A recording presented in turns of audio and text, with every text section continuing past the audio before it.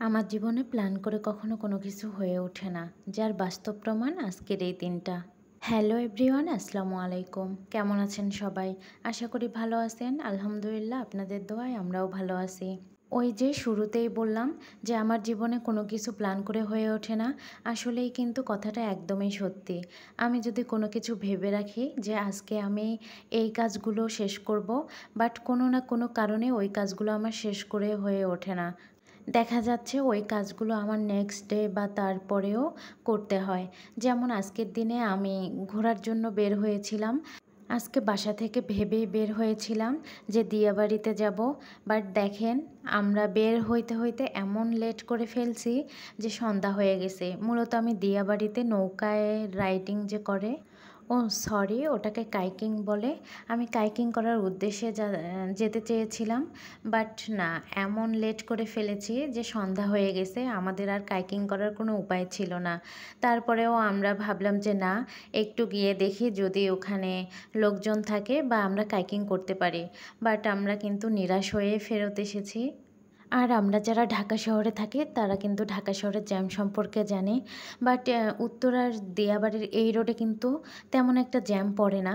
But আমি যেদিন বের হয়েছিলাম ওই দিন এমন জ্যাম পড়েছিল, আমাদের কিন্তু একদমই রাত হয়ে গিয়েছিল। যার কারণে আমরা সঠিক সময়ে পৌঁছাইতে পারিনি। তারপর আমরা ডিসিশন নিলাম যে আমরা ১২ নাম্বার সেক্টরে যে রেস্টুরেন্ট আছে ওখানে গিয়েই খাওয়া-দাওয়া করব। বাট এখানে এসে দেখি রেস্টুরেন্ট ফুল বুকিং, আমরা ওখানে কিন্তু বসতে পারিনি। এই যে তারপর আমরা কিন্তু রেস্টুরেন্ট থেকে বের হয়ে হাঁটা শুরু করে দিয়েছিলাম। তারপর একটা রিক্সা নিয়ে আমরা সোজা চলে আসলাম খান টাওয়ারে। এটা মূলত হাউস বিল্ডিং থেকে জমজম যেতে জমজমের একটু সামনে, আর পিৎজা হাটের অপোজিটে খান টাওয়ার। এই তো এখানে এসে আমরা স্যুপ এবং নাচোস অর্ডার করেছিলাম। আর আমি কিন্তু এখানে লাইভ করতেছিলাম, যার কারণে বাকি ভিডিওগুলো নেওয়া হয়নি তেমন করে। তারপর আমরা খাওয়া-দাওয়া শেষ করতে, করতে ওয়েটার আমাদেরকে বলতেছে, "ম্যাম, উপরের রুফটপটা এখন চালু হয়েছে। আপনারা চাইলে ওখানে গিয়ে ঘুরে আসতে পারেন।" তারপর আমরা ভাবলাম যে না, একটু রুফটপটা দেখে আসি। আমি যেহেতু এর আগেও গিয়েছিলাম, আমার কাছে বেশ ভালোই লেগেছিল। বাট আমার হাসব্যান্ড যায়নি, যার জন্য সে বলতেছে, "চলো একটু আমরা রুফটপ থেকে ঘুরে আসি।" আর এই রেস্টুরেন্টের ভিউ অসম্ভব সুন্দর। আপনারা যারা পিক তুলতে চান বা কোনো বার্থডে পার্টি অথবা যে কোনো পার্টি করতে চান, তারা কিন্তু এই রেস্টুরেন্টে আসতে পারেন। এই যে এখানে এসে আমরা কয়েকটা ভিডিও করে নিচ্ছিলাম। এখানে আমাদের ভিডিও করা শেষ হলে আমরা কিন্তু বের হয়ে চলে যাচ্ছি। আপনাদের তো আগেই বললাম, আমরা যদি একরকম চিন্তাভাবনা নিয়ে বাইরে বের হই, কিন্তু বাইরে গিয়ে দেখবেন আমাদের হাজারটা চিন্তাভাবনা চলে আসে, যার কারণে আমরা যে চিন্তাভাবনা নিয়ে বাইরে বের হয়েছিলাম সেটা আর করা হয়ে ওঠে না।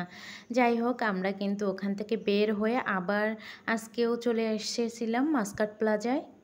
আর এখানে বলি, যারা যারা আমার ভিডিওটি নিউ দেখতেছেন, আমার চ্যানেলটাকে এখনও সাবস্ক্রাইব করেননি, অবশ্যই আমার চ্যানেলটাকে সাবস্ক্রাইব করে দিয়ে লাইক, কমেন্ট, শেয়ার করে পাশে থাকবেন এবং জানাবেন আপনারা কে কোথা থেকে আমার ভিডিওটি দেখতেছেন।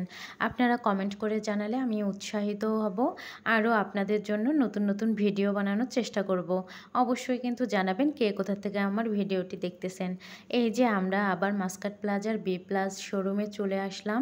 যেহেতু বি প্লাসের থ্রি পিস বা অন্যান্য জিনিসগুলো আমার আম্মু ইউজ করে থাকে।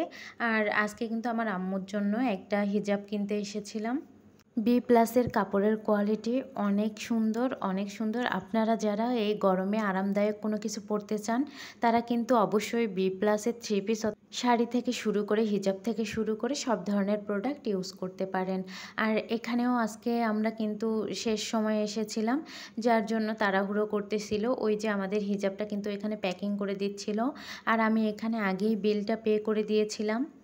তারপর আমরা গুটি গুটি পায়ে কিন্তু বেরিয়ে চলে এসেছিলাম।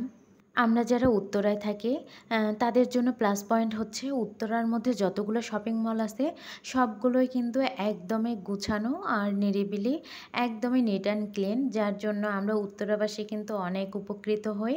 যাই হোক, আমরা কিন্তু দেখতে দেখতে বেরিয়ে আসলাম। আমার ভিডিওটি কে কোথা থেকে দেখছেন অবশ্যই জানাবেন, এবং আমার ভিডিওটি আপনাদের কাছে কেমন লেগেছে অবশ্যই আমাকে কমেন্ট করে জানাবেন। প্লিজ যারা নতুন আছেন অবশ্যই আমার চ্যানেলটাকে সাবস্ক্রাইব করে আমার পাশে থাকবেন। Thank you for watching.